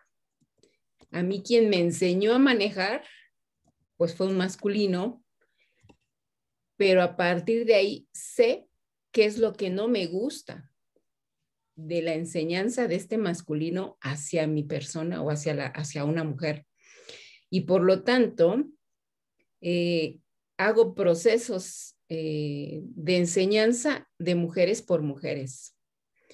Y no es que niegue la capacidad que han tenido para crear tecnologías, para crear plataformas. Digo, sin este trabajo que ha hecho, por ejemplo, Linux o Linux, pues no tuviéramos hoy el sistema operativo Linux, por ejemplo, ¿no? O sin toda esta filosofía del hacker de Stallman, pues no tendríamos esta filosofía de lo que es el software libre, ¿no? O así, por ejemplo. Pero también si no tuviéramos de verdad el reconocimiento de Ada Lovelace en todo este proceso de construcción, tampoco tendríamos las máquinas programables, ¿no? Con estos lenguajes como el Ada, ¿verdad? Y bueno, una serie de formas de ver el mundo y que han sido pues quienes han puesto estas bases de trabajo en entornos digitales. Y también esta forma de ver el mundo, ¿no? Bien Schopenhauer, por ejemplo, que plantea toda esta forma de lo que es ser hombre y ser mujer en la sociedad y sus códigos masculinos, femeninos, y también esta minimización de la mujer y esta reducción a decir que es una mujer que se queda en la edad de 12 años y por lo tanto no tiene iniciativa ni pensamiento propio, y claro, todo este discurso, ¿no? que secunda y minimiza a las mujeres, es una forma de mirar este mundo también masculino, que son las tecnologías. ¿Cuántas mujeres como yo nos tuvimos que masculinizar en una carrera técnica como la mía para poder avanzar en los procesos, ¿no? Sin embargo, creo que pasa ahora eso, que eso que vi y que me tocó transitar y que no me gustó, hoy lo transformo y empiezo a hacer un ejercicio propio para que más mujeres transiten en estos espacios, pues de una manera más pensada para nosotras por nosotras, ¿no? Y igual refiero el ejemplo del mastógrafo. Qué máquina tan efectiva, ¿no? Para poder detectar un cáncer de mama, por ejemplo. Sin embargo, es muy invasiva y dolorosa. ¿Y qué hubiera pasado si fuera un testilógrafo, por ejemplo, ¿no? Seguramente no tendría que oprimir tanto los testículos para poder hacer una ecosonografía, por ejemplo, o una resonancia magnética para identificar cuál es el problema que tiene. Y tal es el caso de la próstata, que actualmente crearon una técnica, una tecnología no invasiva para poder diagnosticar el nivel de la próstata. Porque esa es la forma del pensamiento. O sea, como no se experimenta desde la vida de esta identidad femenina o de este ser mujer, y quienes lo construyen es alguien que no sabe lo que se siente como tal, por lo tanto se crea desde ahí. Y lo mismo pasa. Entonces, para mí que si el camino ha sido así, todo el tiempo, por lo menos quienes han tenido el tiempo de meterle y picarle a las computadoras han sido ellos, por toda esta idea de pensamiento. Por lo tanto, pues yo creo que nos toca a nosotras repensarnos, por eso este término de retejernos, repensarnos, de construirnos, porque habrá cosas masculinizadas que no nos gustó en nuestra vida y que no nos gustan o que no son las mejores formas para transitarnos y sentirnos libres y seguras, incluso en los espacios digitales, que estamos haciendo todo este movimiento, estamos haciendo toda esta resonancia para que nuestro ecosistema tenga de verdad un espacio digno para nosotras y con todas las capacidades en igualdad, y que también sea libre de violencia en todas las formas. Entonces, eso pienso también en este ejercicio, ¿no? Cambio. Pues muchas gracias, Sole, muchas gracias, Eli, por sus comentarios y por colocar también, ¿no? La importancia de que las mujeres podamos estar ahí, ¿no? Para poner también nuestra experiencia y para construir a partir de esa experiencia, pues nuevas herramientas, nuevas tecnologías, nuevas cosas. Nos está ganando un poquito el tiempo, pero sabemos que ha sido largo este primer tramo, entonces queremos dar 5 minutitos de receso para pues que descansemos y podamos volver a la siguiente parte de la sesión. Si es que es posible, si no, por supuesto que podemos ajustar, porque ahora mismo hay una nueva pregunta en el chat que nos coloca Penélope y que dice, ¿puede haber hombres feministas? Kiado y Oliver, por ejemplo. Como comentó Elizabeth, encuentro muy inusual la autocrítica y el reconocimiento del machismo en hombres progresistas, y la ley Olimpia considero que es súper importante que se tenga, pero lo ideal sería la prevención y no el castigo. Bueno, y nada más, si me permiten, perdón que me robe la palabra, pero yo hay que reconocer también que hay personas como precisamente los compañeros que han hecho todo un camino y que han sido los aliados en estos procesos y que al final se vuelven compañeros del viaje porque realmente son de quienes traen ya todo este conocimiento. Y ese iba a ser como, creo que la pregunta para ellos, ¿no? De decir, en estos tiempos donde iniciaron su activismo digital, ¿cuántas mujeres estaban con ustedes en este proceso? Identifico a las radialistas, pero no veo mujeres en estos procesos, ¿no? Físicos, de la cámara, de la bala atravesando la calle, o sea, como esta forma de ver el momento en Oaxaca. Entonces, bueno, pues sí, yo reconozco también que he encontrado personas muy valiosas masculinas en el camino, pero también entiendo que en nuestro propio proceso como mujeres hay este ejercicio y no demerito la labor que hacen. Gracias. Gracias, Ole. Ahí veo a Oliver muy risueño, entonces a ver qué nos comparte, Oliver. Nada más quería saber por qué te reíste cuando leíste la pregunta. Pues creo que es difícil, ¿no? O sea, creo que justo cuando Sole y Eli estaban hablando, ¿no? Estaba también pensando, ¿no? Que cuando empezó eso de la internet en los 90s, ¿no? Éramos muy inocentes, ¿no? Era como que, wow, un espacio así sin censura, sin reglas, todas las posibilidades, anarquía, ¿no? Ahí vamos, ¿no? Y resulta que, ¿para qué se usa el espacio, no? Para que unos vatos, pues, tomen videos de chavas en el baño, ¿no? Y los difunden, ¿no? Y dices, neta, o sea, por eso. Y luego creo que también, precisamente lo que acabas de decir, Sole, ¿no? O sea, es un espacio, creo que desde el principio, bastante masculino, ¿no? Y hay como formas de interactuar, ¿no? Que reproducimos, que no nos damos cuenta, a veces nos dicen y no escuchamos y nos dicen otra vez y a veces sí escuchamos o intentamos, ¿no? Pero creo que es difícil, ¿no? O sea, creo que de todos estos asuntos de violencia dentro de este espacio, ¿no? También son un espejo de una sociedad que la verdad no es muy chida, ¿no? Y creo que también de parte de hombres que nos gusta mucho, digamos, reclamar la libertad, ¿no? Y que no nos censuren, ¿no? Es que también porque estamos acostumbrados a tener más libertad de movimiento, de poder entrar a espacios, ¿no? Donde, pues, otros géneros, otros sexos no se sienten tan cómodos, ¿no? Cómodas. Y eso creo que también es una verdad y cuesta trabajo reconocerlo primero, pues a mí sí me costó. Y ustedes, el Oliver de los 90s no encajaría acá. Y creo que pues, es un trabajo constante, ¿no? Pero creo que más que personalizarlo así a Oliver y Kiado, creo que, digamos, si queremos ver una parte positiva, ¿no? Creo lo bonito, lo bueno es que ya está sobre la mesa, ¿no? O sea, hay más mujeres en tecnología, hay como toda una discusión en términos de, por ejemplo, inteligencia artificial, programación, ¿no? ¿Cuáles son, cómo están los sexismos y racismos, cómo están dentro de estos algoritmos, ¿no? Y cómo o se perjudican a gente sin que ellos lo sepan, ¿no? Y lo bueno es que eso está ahí y creo que ahí hay que trabajar, ¿no?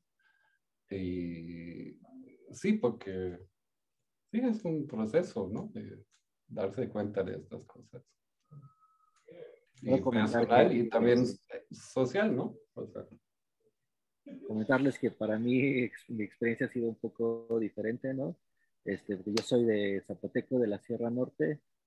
Llegar a la ciudad también ha sido como otro proceso, abrir puertas, abrir espacios. Pues cambia la narrativa y cambia también los contextos y cambia también un poquito la perspectiva de cómo interactuar con este mundo, ¿no? O sea, es complejo ponerlo en términos binarios a veces, ¿no? Como decir, esto es así y esto es asado. Es un poquito más difícil, ¿no? Lo pienso mucho cuando digo, o sea, cuando yo me integro al tema de hacer tecnología, siempre ha habido mujeres, ¿no? Por ejemplo, en las fiestas de lanzamiento de Firefox en 2004, siempre había mujeres que hacían trabajo de programación, de localización, ¿no? En los hackatones ya había mujeres, pero tal vez porque yo me integré a este movimiento después del 2000, ¿no? Tal vez antes era diferente, ¿no? O sea, es una cosa que también se reconoce, ¿no? Y también en los espacios donde me ha tocado interactuar, creo que siempre sí, he estado con mujeres en ese sentido, entonces también como es un poco una relación diferente, ¿no? Como construir desde los pares, como se dice en este lenguaje de la tecnología, ¿no? Desde ver desde los pares y no desde uno mismo, sino más bien y no de cliente-servidor también, porque creo que eso cambia mucho, ¿no? Porque todo el lenguaje de la tecnología está basado en este rollo del cliente-servidor, también de tuberías y todas cosas que son pensadas de un lenguaje colonial, machista, patriarcal, podemos decir, ¿no? Y pues hay todo un lenguaje que de codificar ahí, que también hay que hackearlo y también hay que proponerlo, ¿no? Entonces, creo que como dijo Oliver, cada experiencia es diferente y cada contexto es diferente, ¿no? También me he encontrado en espacios donde no, yo no podría decir que soy feminista, ¿no? Soy un hombre feminista porque hay muchas prácticas que yo tengo todavía, ya sea como zapoteco que aprendí o que asumí en el contexto, que diría no son feministas, ¿no? Pero podría decir que, o en otros contextos donde mujeres me han dicho, no, no puedes decir eso, ¿no? Porque eres hombre y tienes que asumir también tu rol de género y cosas así, ¿no? Entonces, es un poco complejo asumirse como esta idea de eso, ¿no? Pero yo creo que lo más importante, yo creo yo, en lo personal, es el diálogo que se puede hacer entre hombres y mujeres, ¿no? Cómo podemos construir nuevas realidades y nuevos sueños, ¿no? Eso parece un poco más importante.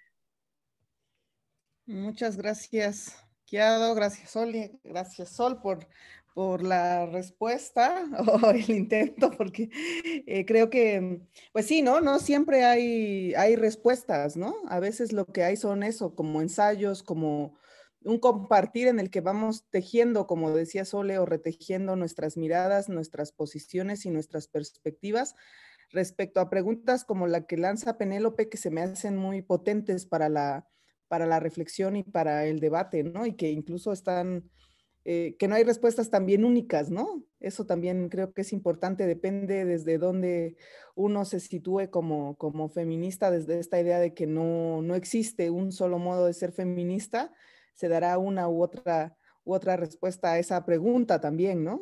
De si es posible que haya o no hombres feministas. Vamos a dar 3 minutitos de si quieren ir por agua, por café, por algo también para levantarnos un rato de la silla y si les parece volvemos en eso. Yo tengo las 6:32, entonces yo creo que 6:35 estará bueno, ¿no? ¿Les parece? Vale, pues volvemos en un ratitito.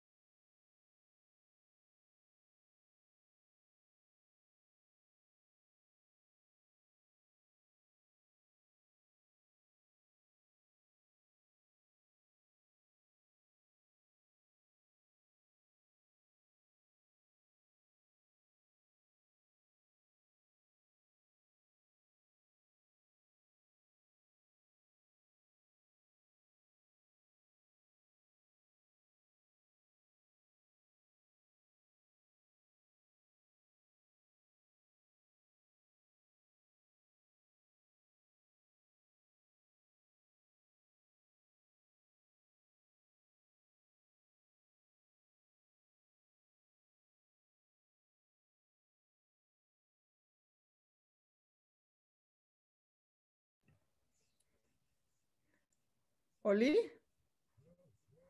Aquí estamos. Ya de regreso.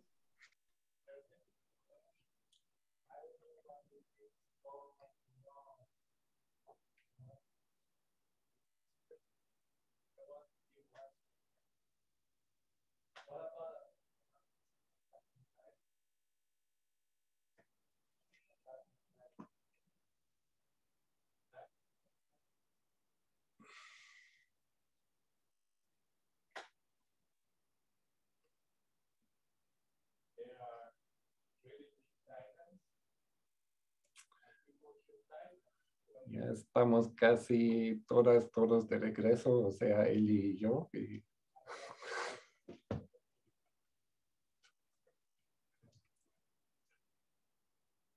¿Hay alguien más? Ya estamos. Eso, Estamos, Oli. Lope, Naye.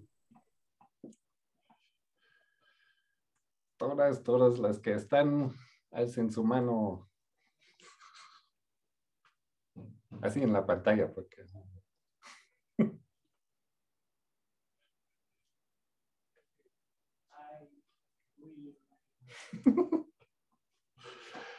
pues gracias, vamos a seguir porque ya nos queda muy poco tiempo. Y como dijo Nayeli, nos ganó un poquito el tiempo en esa primera parte, por eso la segunda, la verdad, es bastante pequeña, pero no queríamos dejar pasar el tiempo sin, digamos, revisar y platicar un poquito sobre la tarea.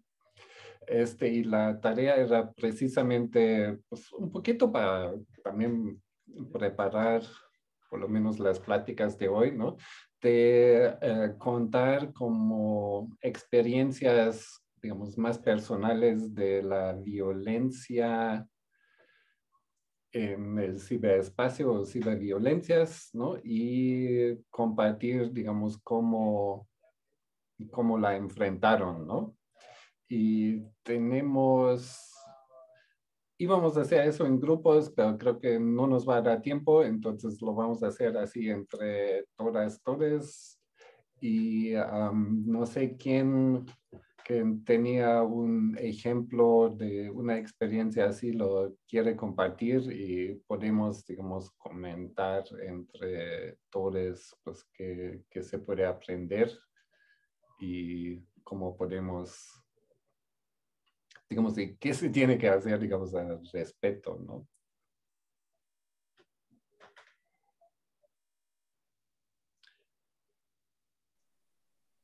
Pues yo no compartí mi experiencia en la plataforma, pero sí me gustaría compartirla aquí porque después lo que escuché con él y con Sole me hicieron pensar muchas cosas y también el no haberla compartido me deja pensando varias cosas, ¿no? Y leer las experiencias que compartieron algunas compañeras y compañeros, ¿no? Entonces, de entrada, yo no encontraba dentro de mi uso de las redes alguna experiencia de inicio, ¿no? Y estuve ahí como buscando qué podría ser. Entonces también me pregunté un poco si yo era una de las que generaba violencia, ¿no? Siempre hay que hacer las preguntas en los dos sentidos. Si no la encuentras tú, probablemente tú también eres una ejercedora de violencia, ¿no? En algún punto. En fin, no encontraba ningún ejemplo, ¿no?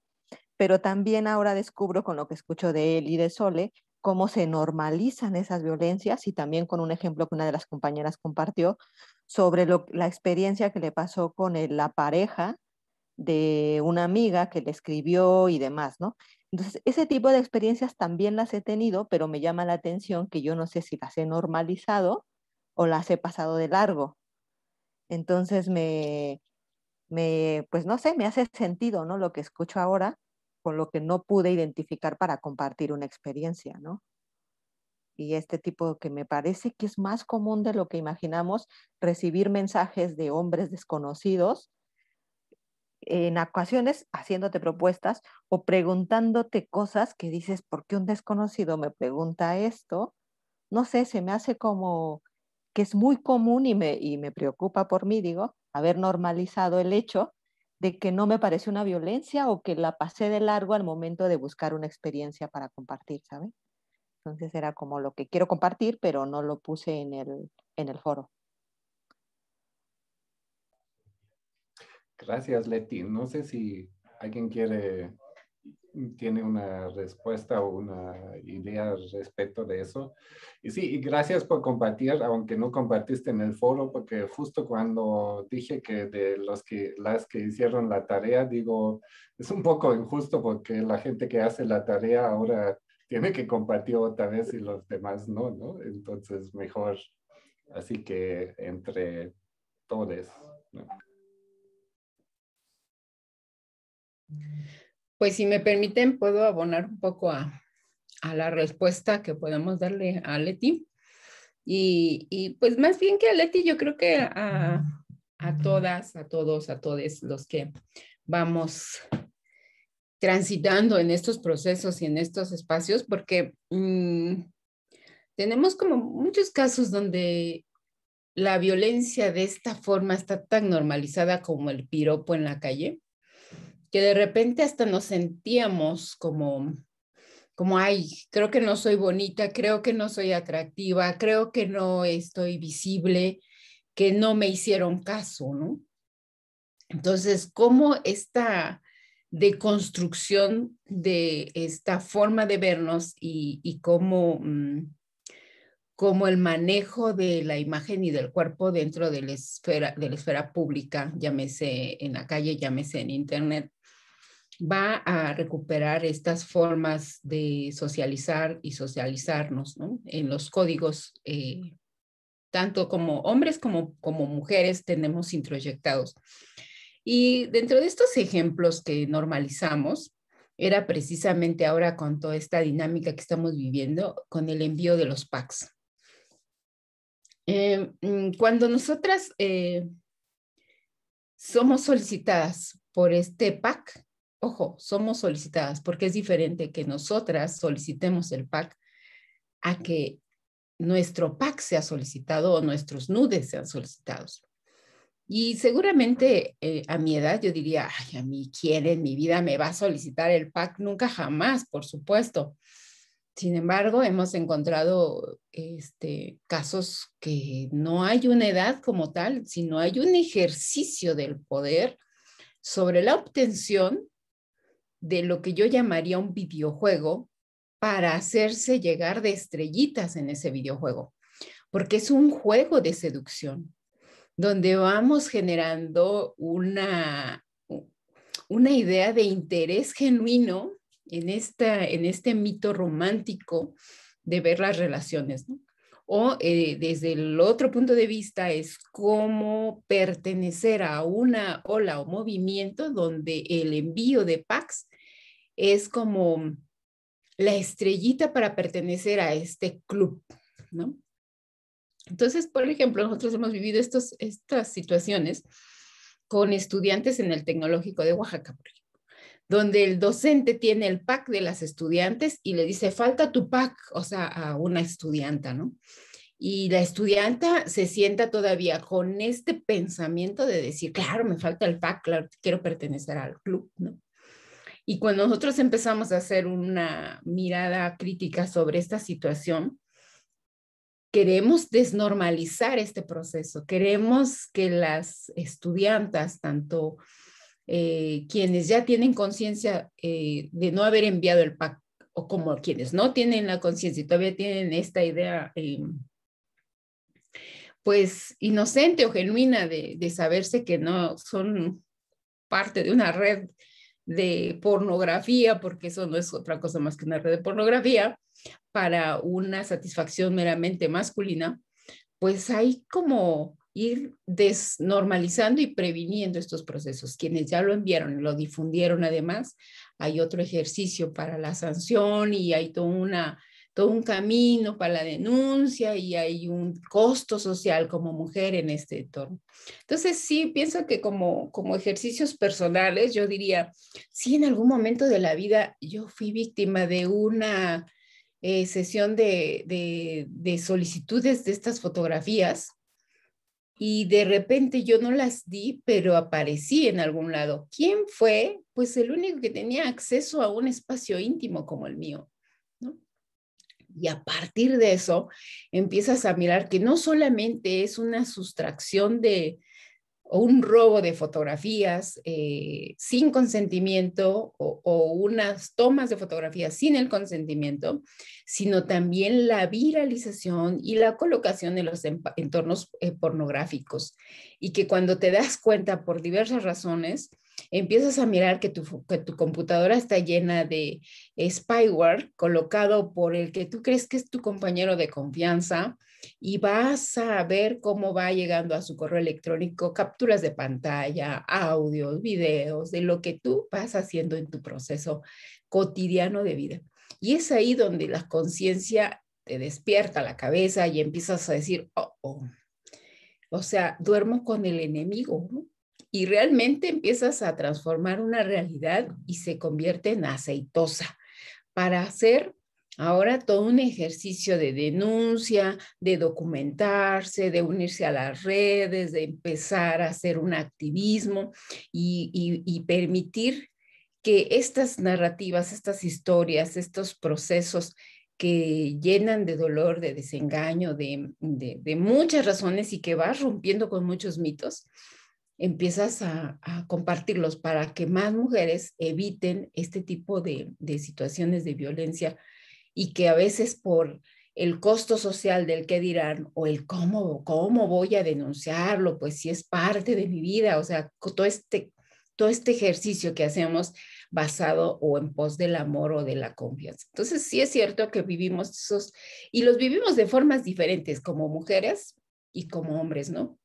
Entonces, basta nada más echarse un clavado a 3X porno o SX, por ejemplo, y empezar a mirar los comentarios que hay en cada uno de estos materiales sin consentimiento que colocan, y es realmente pura producción para la horda masculina de machitroles y consumidores de pornografía, y realmente empezamos a identificar que realmente estos encuentros basados en la intimidad, basados en la confianza, son rotos, o sea, son sellos rotos que pues finalmente empieza uno a tener la desconfianza, ¿no? Y empezar a mirarnos cómo construimos unas nuevas formas de relacionarnos de verdad, con esta mirada de la justicia, del respeto a la otredad, ¿no? Con el respeto a estas identidades, incluso digitales.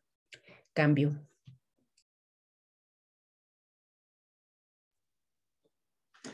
Pues muchas gracias, Sole. No sé si alguien más quiere comentar acerca del comentario de Leti o en general del tema de, digamos, es ciberviolencias, pero parece que más bien estamos enfocando en violencia de género, ¿no? En el ciberespacio. Pues a mí me llamó la atención el podcast que se sugirió escuchar, y cómo la entrevistada habla de cómo podemos crear redes descentralizadas, ¿no? Porque de todas maneras, las violencias pues se acotan a esos modos de producción de esas redes y esas plataformas que resultan violentas ya de por sí, donde no hay muchas posibilidades pues como para hacerte a un lado, porque así funcionan y así imponen su forma. Entonces, yo sí detecto, si se le puede llamar así, un analfabetismo digital, y creo que el tema de la brecha de género digital, incluso al interior de distintas organizaciones, por experiencia propia reciente en Oaxaca, me parece que pues ni siquiera se considera, ¿no? Con el nombre como tal. Solo se dice, bueno, las mujeres como que pues están ahí lavando, y entre lavando y planchando como que medio se conectan y no tuvieron tiempo porque lavan y planchan, ¿no? Esa es como la idea. O van y cuidan a los niños y van al campo, pero no se habla, no se posiciona políticamente los términos, y creo que esa es una gravedad. A mí me lo parece desde el propio movimiento feminista o posicionamiento feminista de las organizaciones, ¿no? Y luego, por otro lado, yo, bueno, hablando de experiencias, creo que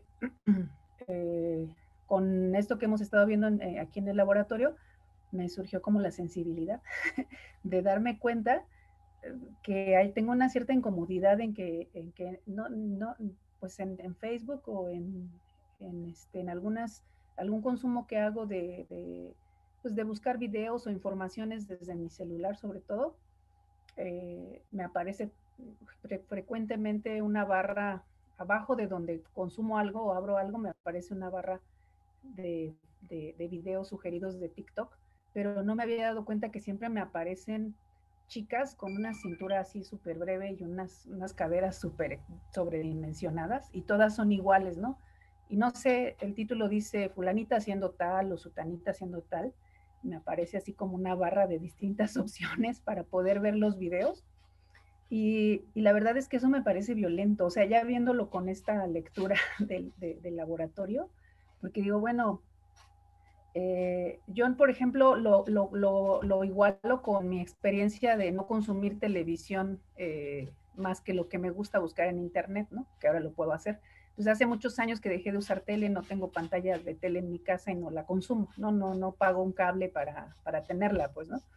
Y no es que no me guste, sí me gusta, pero también me di cuenta en algún momento por una tesis que hice de la influencia y la mediación que tiene en mí y en muchas personas, el estar viendo constantemente un color de piel, una forma de cuerpo en las mujeres, un color de cabello, o sea, todo esto que incluso aquí hemos platicado, ¿no? Entonces yo me di cuenta qué diferencia, o sea, qué me pasaba cuando estaba sobreexpuesta a estar viendo durante varias horas la televisión y cómo me sentía con mi cuerpo y con mi modo de ser y todo. Entonces como que para mí desmontar eso, dejar de usar la tele así como tal, impuesta, con esos canales que solo se pueden ver y donde se ve lo mismo, pues, pues me ha ayudado muchísimo, ¿no? Y veo que es un posicionamiento político también. Entonces ahora me hizo recordar estos videos, estas sugerencias de imágenes, porque son como las entradas a estos videos, no sé si se llaman fotogramas o cómo se llaman, pero solo me aparece eso constantemente, cuando yo ni siquiera he solicitado usar el TikTok, y mucho menos videos de chavas, ¿no? O sea, yo no sé, creo que tiene que ver con esto del rastreo de datos y lo que pueden estar en un cubil de por ahí lejos tramando quienes usan nuestros datos, y me hace sentir insegura en términos de, pues, ¿qué están viendo? Que me están ofreciendo esto, y además, lo digo sin prejuicios, o sea, sino como de ponerme constantemente estos cuerpos que además me parece violento que nos consideren así, ¿no? Eso no es que ya a mí directamente me hayan mandado, digamos, como Argelia, un mensaje, o me haya buscado alguien, pero ya en sí la plataforma es violenta, ¿no? Entonces, para cerrar, sí me parece que es importante, indispensable generar estos espacios de discusión desde las distintas formas de vivirlo en esas identidades de las que habla Sole, y cómo sí esta herramienta internet, pero también como lo posiciona este podcast que se sugirió, la entrevistada decía que es un campo de batalla también internet, ¿no? Y creo que ahí la batalla feminista también ahí pues todavía va empezando, me parece, con grandes logros, y pues una de las batallas también será saber cómo con los compañeros, lejos de eliminar o tachar, que sí yo por ejemplo lo he llegado a hacer hasta con familiares cercanos, hombres, por comentarios que hacen, familiares muy cercanos, y que digo, se va, ¿no? Lo doy de baja o lo bloqueo o le digo algo y me salgo. Pero bueno, el campo de batalla desde el diálogo, desde el debate, desde el disentir, cómo lo podemos hacer, ¿no? Y creo que el generar los espacios ayuda a empezarle, y articularse, como decían, en estos nodos de comunicación, cómo podemos deliberar y tener una formación más autónoma. Y a mí me interesa, pero luego también por todos estos esquemas que hay de quiénes son las ciberfeministas, quienes desde ciertas edades vemos y decimos, creo que ya no sé si tenemos acceso a la brecha digital, mental también de género, pues hace que no nos podamos acercar, no tengamos la confianza de acercarnos y decir, yo sería capaz de generar una red de cómo me gustaría, o sea, porque también los espacios están pues dominados por hombres, o sea, yo digo, ¿cómo podría usar más allá de un Telegram, una red que sea, o un buscador, un geolocalizador alternativo, ¿no? Y solo pienso en amigos hombres que son los que lo saben, ¿no? Entonces, no tengo problema en buscarlos, pero entonces, ¿cómo hacemos los espacios mixtos más incluyentes y con esta perspectiva desde las distintas formas en que vivimos las violencias y la necesidad de acabar con ella, sobre todo también desde las mujeres, ¿no? Eso. Pues muchas gracias, Arge. No sé si hay otro comentario o otro ejemplo.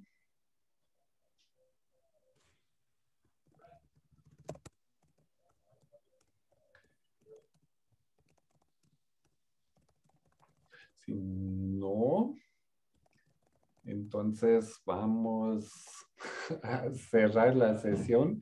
Creo que es importante, digamos, reconocer, ¿no? En todas esas ideas, ¿no? O experiencias de violencia, ¿no? Y también todavía me quedé ahí con la pregunta de Penélope, ¿no? ¿Soy feminista o no? No, digo, no.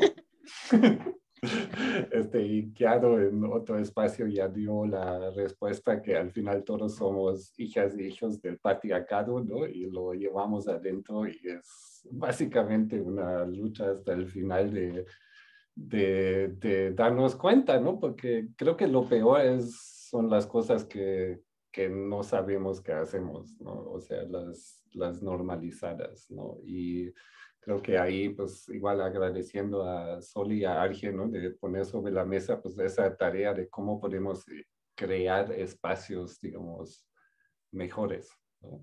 Tanto en la pantalla, en el ciberespacio, como en las otras vidas que llevamos, ¿no? Y ahora, Naye. No tienes audio, Naye. Gracias, Ole. Nada, solo decir que creo que es muy interesante como estos dos ejemplos que comparten Leti y Arge, porque uno nos da un ejemplo concretito, ¿no? Una serie de cosas que nos mandan, que nos agrede, y el otro ejemplo tiene que ver más también con una cosa más estructural, ¿no? Y creo que ambos quedan un poco, o sea, caben en esta frase que nos ponía Elizabeth, ¿no? Que es parte de la lucha por la ley Olimpia, que es la de lo virtual es real, ¿no? Es otro espacio, si queremos, pero al final ahí se están poniendo en juego un montón de violencias que vivimos en la calle, que se han trasladado al ciberespacio y que tienen un impacto también en nuestras vidas. Les vamos a pedir que, como el ejercicio para la siguiente sesión, es que vuelvan a revisar o a pensar un poquito en el caso, en el tipo de violencia que ustedes nos compartieron en el Moodle, ¿no? Como la tarea, por decirlo entre comillas, de la sesión pasada. Y que piensen también en qué tipos de activismos ayudarían a eliminar ese tipo de violencia que ustedes vivieron. Ya hicimos un ejercicio de, bueno, yo cómo superé esta violencia a la que me estoy, que puse como ejemplo, digamos, ¿no? Pero ahora, a la luz de lo que compartieron Oliver, a la luz de lo que compartió Eli, Sol, Kiado, queremos que repiensen un poco como qué tipos de acciones, de ciberactivismos, ¿no? De cosas que ustedes han visto en el Internet, ayuda a disminuir el tipo de violencia que ustedes, de la que ustedes fueron víctimas, ¿no? O que ustedes padecieron, digamos. Entonces, no sé si haya alguna pregunta respecto al ejercicio.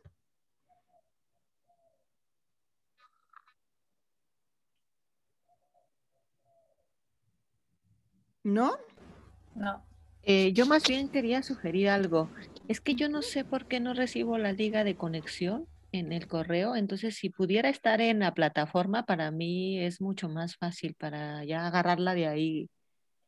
Entonces yo agradecería eso.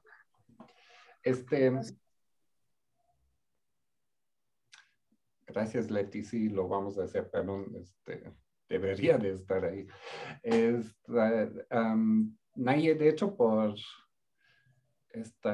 Rosy dijo que igual quería leer su caso, pero no vi el mensaje a tiempo. Entonces, no sé si tenemos tiempo ahora o empezamos con eso la sesión que viene, como la tarea se va a tratar de eso. Sí.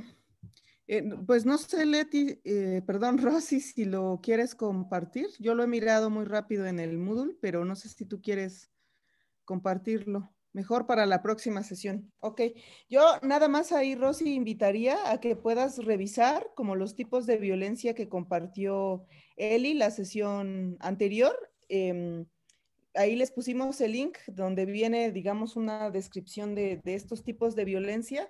A mí me parece que sí, y nada más lo que te invitaría es a que revisites esto que nos compartió Eli la sesión pasada, un poco para que tú puedas identificar, que creo que es también la pregunta que nos lanzas, ¿no? Si sí es un tipo de violencia o no, pero que veas esta página que nos recomendó Eli y que tú puedas identificar ahí qué tipo de violencia es. A mí me parece que sí es un tipo de violencia, pero bueno, aprovecho la ocasión para recordarles que entren al Moodle, que vean los ejercicios de sus compañeras, de sus compañeros y que los podamos ir comentando entre todas para aclarar estas dudas, ¿no? Si a lo mejor alguien dice, ah, sí, es este tipo de violencia el que Iraíz padeció, a veces no podemos como conceptualizar, digamos, el tipo de violencia, pero claramente ahí hay una violencia en la descripción que Rosy nos manda. Entonces, que podamos ayudarnos un poco a nombrar, ¿no?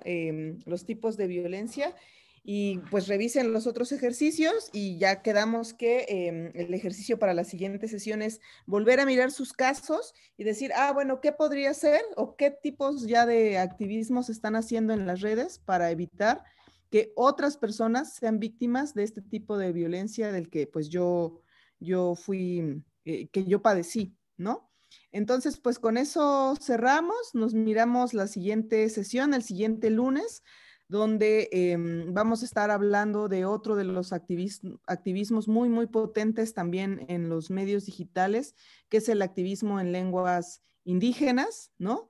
Y pues nada, pues nos estamos viendo entonces el siguiente lunes de 5 a 7 de la tarde. Un besito. Chao, chao. Gracias.